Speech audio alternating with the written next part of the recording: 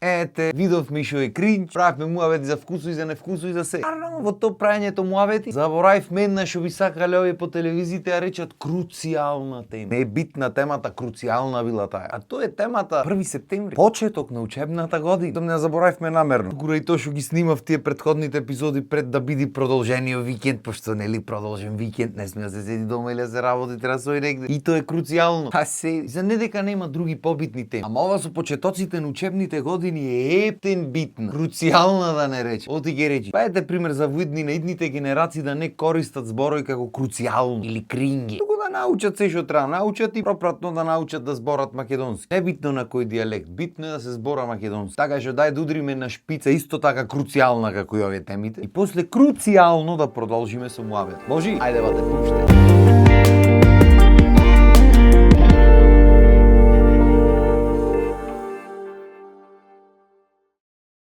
Кај врзаш бе? Ами првачи сум. Чао зборај. Чим си првачи тогаш? Базај прваче кон школскиот двор.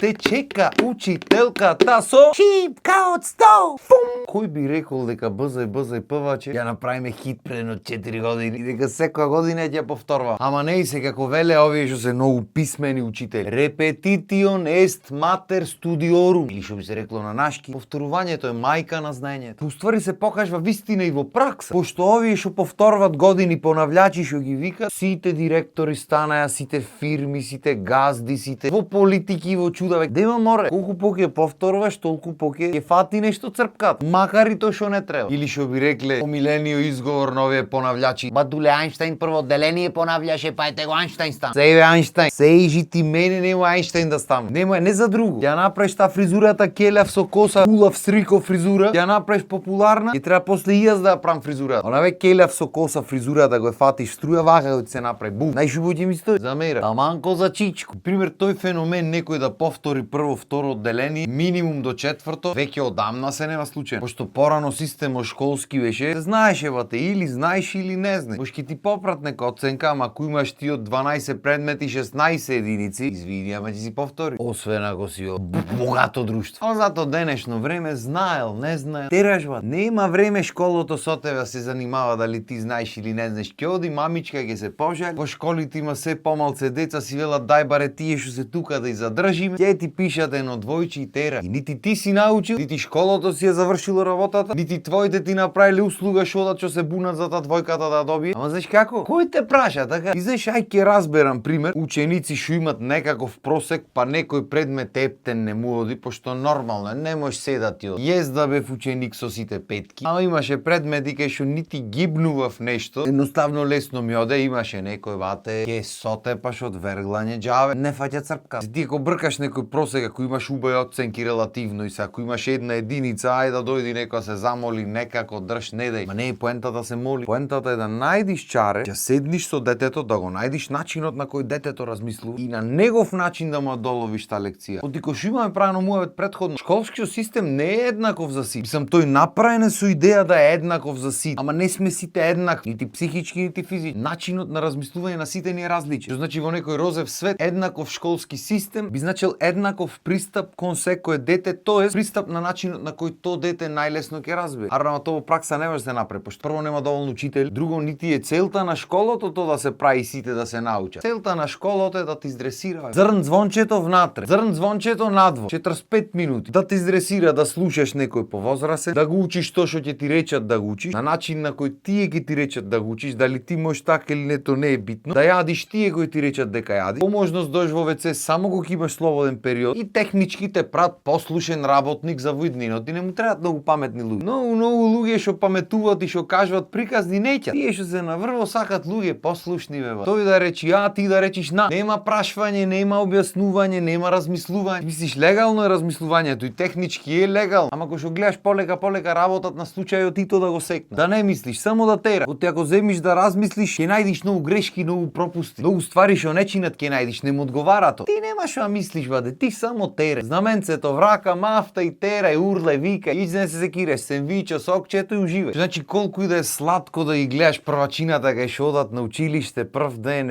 кефој сите срекни, кој уплашен, кој плачи, кој се радва. И ги видиш сите ги прибират во тоа училиштето и немам да тргнам сликата од некоја фабрика некаква. Никаква, кај се растоварат луѓе од автобуси кај што влегват сите в нас. Само во тој случај без грам оптимизам. И сега не викам дека е лошо да работиш во некоја фабрика никако. Значи се што се работи честно и одговорно е супер. Нормално дека во секоја професија треба да има луѓе што ќе работат. Арно тоа не значи дека мора да ја работат без да размислуваат во. Значи сака понекогаш приклучвање мозок. Мислам чисто информативно, не мора да знае. Пошто за да се крени стандардот на држава, за да се крени стандардот на живење, убајната на живење да се подобри. Прво треба народот малце да го активира мозок и да почне да размислува критично по своите собствени убедувања, не по нечии убедувања дека некој рекол вака и така. Само што знам дека е тоа тешка тема за муа. А тешка тема е оти откако си бил бзај певаче, па до овој момент од живот. Никој никогаш не те натерал да размислиш покритично. Баш напротив, сите ти велат абе, сте бра. Ќу ти не зборе, ќу ти има и полош. Амам па ти какви ги уживај ич. Да влезиш ти државно иш, уживај. Тоа е најголемото достигнување во нашата држава. Државно да влезеш. И пак ќе речам, јас немам против државното ништо. Особено ако си квалификуван и ако си најдобар во твоето поле, дефинитивно треба да влезеш. Арно, ама сите знаеме тоа како функционира, така? А зошто функционира така? Откако си ојден бзај певаче досега, ништо не е сменето на поарно. И што е уште потрагично во случај, и што ако бевме ние првачиња, бар имаше деца. Имаше деца, не можеа да ги сместат по школи. Се отвараа нови школи затоа што имаше премногу деца. Оттоаш досега стигнавме до момент да се затварат школи, оти певачиња има се помалку. Тоа е жалосно да не речам погубно за било која држава. И тоа не е проблем само кај нас, тоа е проблем низ цел свет, особено во големите земји во Европа. Негде најдов или слушнав некоја статистика пред некое време, а статистиката вели дека историски гледано, ако просекот на родени деца во една држава е помал од 1,7 деца по жена, значи не збораме за наталитетот како процент, туку просек на родени деца по жена. Тие држави никогаш не се враќале назад, никогаш не го кревале наталитет. И исто статистиката кажуваше дека пример Франција е 1,6, Италија е 1,2, Шпанија е 1,1, Англија е 1,1. Што значи технички, историски гледано, тие држави никогаш не можат да го опорават наталитет. Арно, ама истата статистика направена во истите држави кај луѓе што не се по потекло од таа држава, од доселеници, од емигранти, од блискиот исток и од кај се не, вели дека процентот кај ни во истите тие држави е по 7,5, по 8,6 деца по жена. Што значи во рок од следните 10 години државите што сме ги знаели, сме ги шетале, ќе бидат скроз сменети. Училниците ќе бидат сменети, луѓето ќе бидат сменети, се ќе би сменети. Дали на поарно или полошо сменети, тоа е веќе друго. Тоа е деликатна тема, сите си имат различно мислење на тоа, така што тоа ви го оставам вие да си го дискутирате, или ако сакате пишете во коментар, не е проблем. Само нема ми се расправате по коментари, пошто нема смисла, а нема ни потреба. Знаете кој е процентот во Македонија моментално? Од 2023 бил 1,46. Некои мерачи го заокружуваат на 1,5. Што значи не сме можда толку лоши колку овие големите држави западните, па не мора нивниот тренд да го следиме, така. Првачиња ни требаат, мора. Крајно време да се заеме за озбилно работа. За добро ги речиш треба услови за првачиња и така натаму, и тоа е факт. Дај ние прво првачиња направиме, после ќе ги направиме и условите. Да не испадни да треба да пееме наместо бзај прваче, бзај пензивче. Сам ништо против пензионерите, сите ние некојаш ќе бидеме пензионери. Ама џабе ќе ни е пензијата ако нема на кој да ја трошиме. Мислам мене ме најдо. И мислам дека доста е ко за денес. Мислам дека нешто поке ќе кажувам за училиштето 1 септември ти реков ми рече, ама не си има и други епизоди. Ќе смислиме тоаш нешто да кажеме пој. Така што толку од мене за денес. Имајте убав ден и се гледаме следна епизода. Поздрав!